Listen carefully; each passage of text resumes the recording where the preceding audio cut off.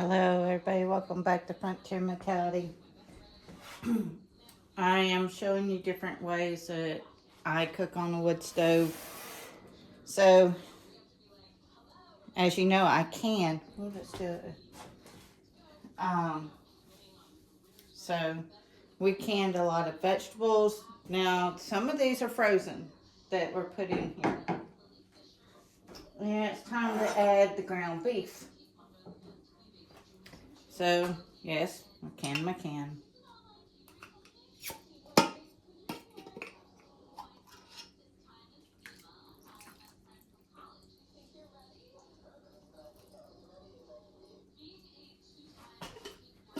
Okay, be right back, everybody.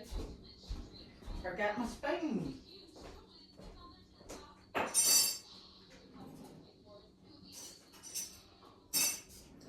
So I've had people ask how I cook on a wood stove. I made pancakes last week. That's from when you're seeing this. And now I'm adding the beef in. And this will, let's see, what do we have in here? We have some green beans and peppers, butter beans, corn, okra, stewed tomatoes. Trying to remember everything we've got in here. I think there's a few black-eyed peas. And y'all, this can be just leftovers out of your fridge as well. Let me put this back on. Now, this will simmer all dang day. It is 9 o'clock here. So, when it's time to eat dinner, it will be all ready. The thumbnail today will be the wood stove and cooking the meal. So, let's get a little short chitty chat. Get y'all away from the wood heater a little bit. Um, I do a lot of my videos the same day. So technically when you saw me cooking the pancakes, it's still the same day that I am cooking the stew because it is still cold outside. It's supposed to be chilly all day, so the wood heat will be burning all day long. So that pot will simmer where it's at all day long and it will be 100% okay.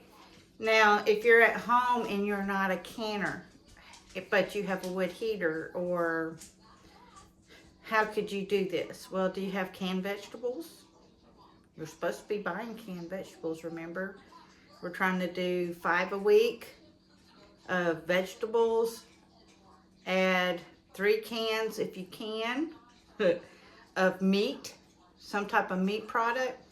Keystone, like say you have vegetables and then you bought the Keystone meat, the ground beef, and then you put it in, let it simmer all day.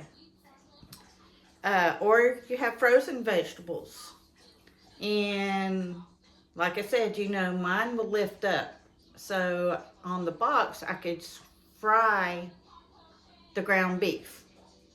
And then I could put the lid back down and then put all my vegetables in it along with fried meat, and then just let it simmer all day long. It's keeping the house warm and cooking the food at the same time. My husband does a lot of the grilling outside. We have, what is that? One of those griddle pans, I think. Oh, I can't remember, but he's got a griddle. He's got a Weber. We've got the Big Johnson, the smokers. We got an imitation of the green egg. We also bought, or he bought, it's some type of oven. So you put the coals at the bottom, you cook in the middle of the pipe, and you put coals on top.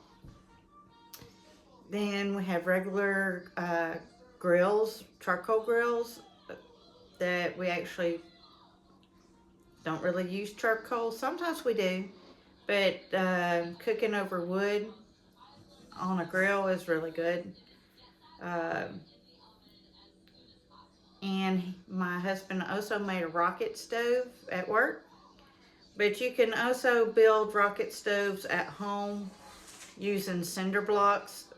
YouTube has hundreds of those, so I'm not going to build one. I'm going to let y'all look that up, and because you can tear it down and only you know that that's for cooking. You set those aside so nobody else will use them in a project, and you can stack them as high as you need or as low as you need to cook on those. I've seen where several people have, like, they made several of them and they got several things cooking at once.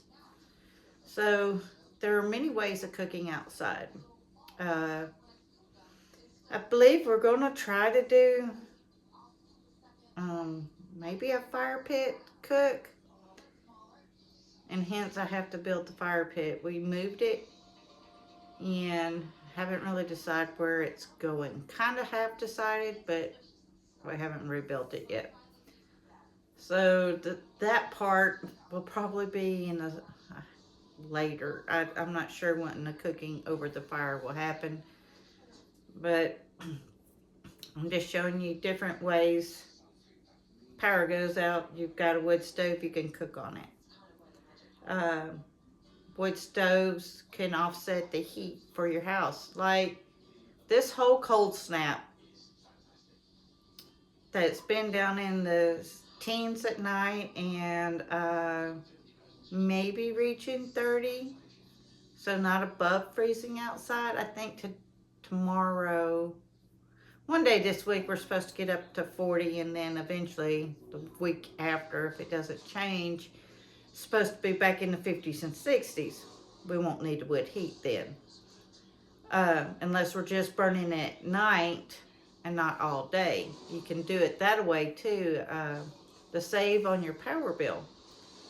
You can buy wood, it's already split. Please, y'all, don't go to Walmart and all these little stores that are just selling these little bundles. Y'all, that's just one log. Go to somebody that sells it by the truckload. Yeah, it's more expensive, but it's a lot of work doing it. But they will also stack it for you when they bring it to you. So that's included in the cost. Buy 1 or 2 truckloads of wood if you're not going to be able to cut it yourself, if you're elderly or whatever, and have it stacked, have it ready. I mean, what if the power did go out? Then you have backup heat, backup ways of cooking your food. All right, everybody, please stay safe. Please get ready and please get prepared. Frontier Mentality signing out.